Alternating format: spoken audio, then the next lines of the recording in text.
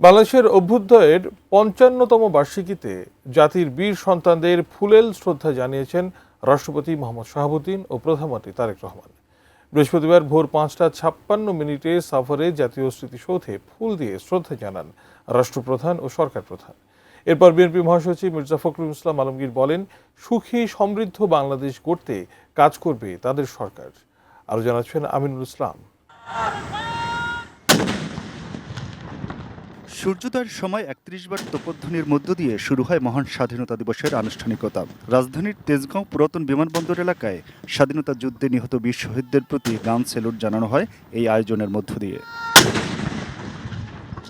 স্বাধীনতা দিবসের রাষ্ট্রীয় আনুষ্ঠানিকতা পালনে প্রধানমন্ত্রী তারেক রহমান ৫টা ৫৩ জাতীয় স্মৃতিসৌধে পৌঁছান। রাষ্ট্রপতি জাতীয় স্মৃতিসৌধে পৌঁছালে সেখানে তাকে স্বাগত জানান প্রধানমন্ত্রী। রাষ্ট্রপতি ও প্রধানমন্ত্রী মুক্তিযুদ্ধের শহীদদের স্মৃতিতে ফুল দিয়ে শ্রদ্ধা নিবেদন শেষে স্মৃতিসৌধের বেদিতে দাঁড়িয়ে ১ মিনিট নীরবতা পালন করেন।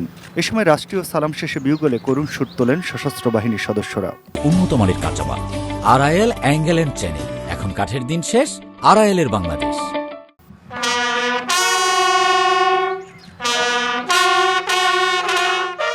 এরপর প্রধানমন্ত্রী তার মন্ত্রিসভার সদস্যদের নিয়ে পুষ্পস্তবক অর্পণ করেন। বিএনপির চেয়ারম্যান হিসেবে তারেক রহমান দলের মহাসচিব, স্থায়ী কমিটির সদস্যসহ কেন্দ্রীয় নেতাদের নিয়ে জাতীয় স্মৃতিসৌধে পুষ্পস্তবক অর্পণ করেন।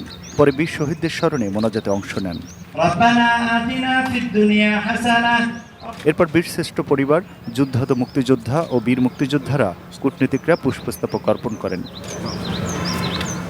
সাভারে জাতীয় স্মৃতিসৌধে শ্রদ্ধা নিবেদন শেষে সেখান থেকে শহীদ রাষ্ট্রপতি জিয়াউর রহমান বীর উত্তম ও সাবেক প্রধানমন্ত্রী খালেদা জিয়ার সমাধিস্থলে শ্রদ্ধা নিবেদন করেন বিএনপি চেয়ারম্যান তারেক রহমান ও দলের সিনিয়র নেতারা। জনাব তারেক রহমানের প্রতি অত্যন্ত সারা দেশের মানুষ তারা আশাবাদী, আস্থাশীল এবং এই নেতার নেতৃত্বে বাংলাদেশ অবশ্যই একটা গণতান্ত্রিক, সুখী, সমৃদ্ধ বাংলাদেশে পরিণত হবে, এই বিশ্বাস আমাদের সকলের আছে।